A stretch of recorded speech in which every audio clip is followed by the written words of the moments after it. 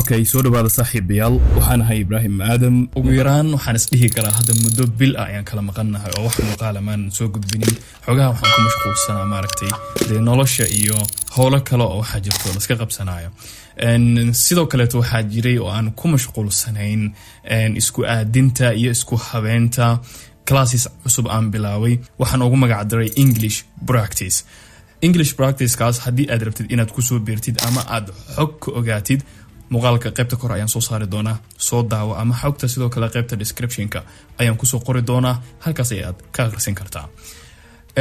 maanta waxaan rabaa muuqaalkan inaan idinkugula wadaago tips aad raaci karto si aad luqadaada u horumariso tipskan aan kula wadaagi doono waa tips aad kaaga caawin doono in ma aragtay luqadaada Englishka muddo kooban aad ku hadashid ama aad ma aragtay improve gareysid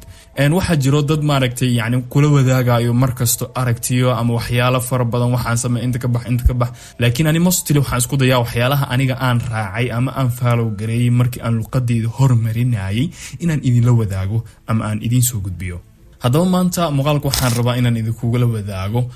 dhowr tips oo haddii aad raacdid aan hubo in maaragtay luqadaada ay horumarayso ama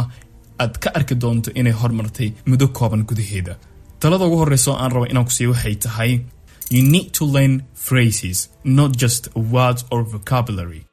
markaad baranaysid ereyada ama aad rabtid inaad ereyo baratid just ha baranin ereyga oo kaliya laakiin waxaad ku dabaqdaa jumlad oo kale markaad sameynaysid jumladda xataa way dheer tahay laakiin waxaa jiro ereyo yar oo maaragtay ku sahlayo ama ku saqirayo in maaragtay aad ereygan aadan hilmaamin waxaa jiro wado aan maaragtay muuqaal hore aan idin la wadaagay waxaan ku soo sheegay wado haddii aad martid ka caawin doonto inaadan ereyga hilmaamin haddaba wadadaas adigoo raacaya ay waxaa samayn kartaa haddana inaad sidan ku darto sidan maxay tahay marka phraseska waxa weeyaan maaragtay waxa la yiraahdaa I think orah oo kale yani Soomaali ahaan orah ay noqonaysaa tusaale ahaan waxaad isticmaali kartaa waxaad baratay maanta honest yani daacad oo kale si marka aad maaragtay phrase u samayso waxaad isticmaali kartaa to be honest tusaale ahaan waxa lagu yiri qof baa lagu weydiiyay hebel miyuu imaan rabaa is he coming today maanta miyuu imaan rabaa waxa leedahay I'm not sure to be honest daacad ahaantii ama sida caadiga I don't know ma hubiyo kale waxaadan hubin oo kale ay noqon kartaa sidoo kale waxaad baratay tusaale ahaan ereyga worry oo kale worry yani walwal oo kale phrase ka isticmaali karta marka wuxuu noqon karaa no worries yani waxba ka walwalin tusaale waxa lagu yiri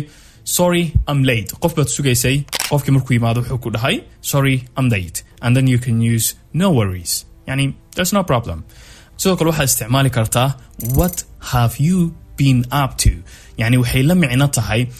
what have you been doing recently يعني waqtiyada u dambeeyay maxaa sameeynayay oo kale maxaad qabanaysay oo kale so يعني hadda phrases kan kula wadaagay waa common phrases so ereyga markaad baranaysid markasta waxa isku daydaa inaad ku dabaqdid phraseska oo yani aad phrase ahaan aad u barato kaliya erey ahaan ha u baranin tibka labaad ama talada labaad oo aan rabo markii inaan idin la wadaago waxay noqon doontaa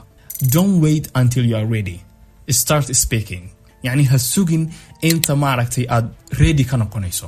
ereyada aad baratay isticmaal ayaga ku hadal raadi qofaad kula hadasho ChatGPT ko kale kula practice gare ereyada aad baratay so all those things waxay ka caawin doonaan in ereyo badan aad gain gareyso so hasuugin inta aad isleedahay bal u kaadi luqad inta cabaar yara baranayso no wixii maanta 10 erey hadii aad baratay 10 kaasi erey isticmaal sidaan ku sheegay phrases kaas oo kale geli jumlada ku samee dadka inaad kula xiriirto ku samee yani noloshaada ku dabaq talada saddexaad oo aan rabo markii inaan kula wadaago waxay noqon doontaa keep an English diary maxaa la yiraahdaa waa buug yar aad ugu talagashay inaad waxyaalaha ku qorqorto so diarygaas oo aad ugu talagashay English study samayso markasta waa inuu buugaasi agtaada ka dheeraanin يعني telefonkaaga waxa dhici karta inaad ku mashquusho meeshii aad rabtay inaad wax qortid waxaad galaysaa TikTok and then you're going to watch that TikTok waqtigaagana halkaas oo kaaga dhamaanaya so waxa samaysaa and write 3 to 5 sentences a day about your life daily life kaaga aad maaragtay ku howlantahay ama qabanaysid waxa jiro waxyaalo badan oo aad ka qori karto ama aad raadin karto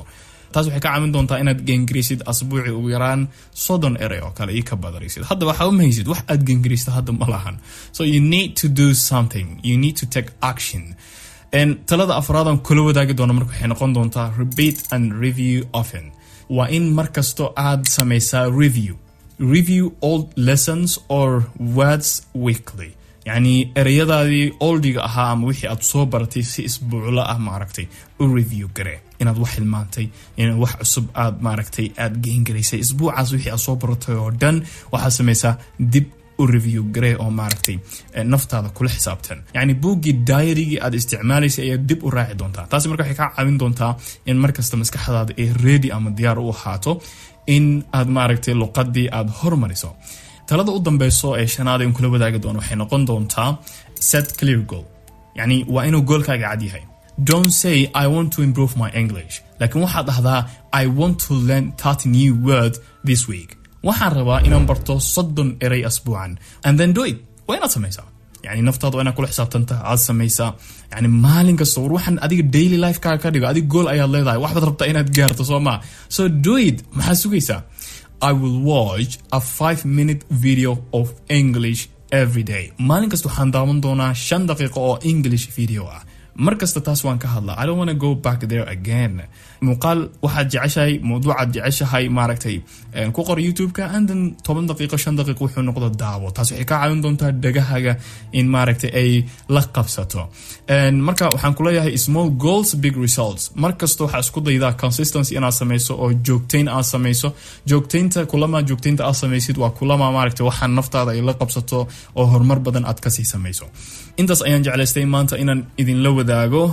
sidoo kaleeto waxaan mar kale idin xasuusinayaa in uu jiro English practice oo aan samayno. waxaan u malaynaa 2 spot inay banaan tahay ama 2 boos oo kaliya inay banaan tahay. haddii aad doonaysid maaragtay ama aad interest garanaysid waxaad igala soo xiriiri kartaa lambarka saaran qaybta description-ka ama waxaan soo dhigi doonaa commentiga ugu horeeyo. waad ku mahadsan tahay daawashada muuqaalkan. ku raaxayso noloshaada. Assalaamu calaykum.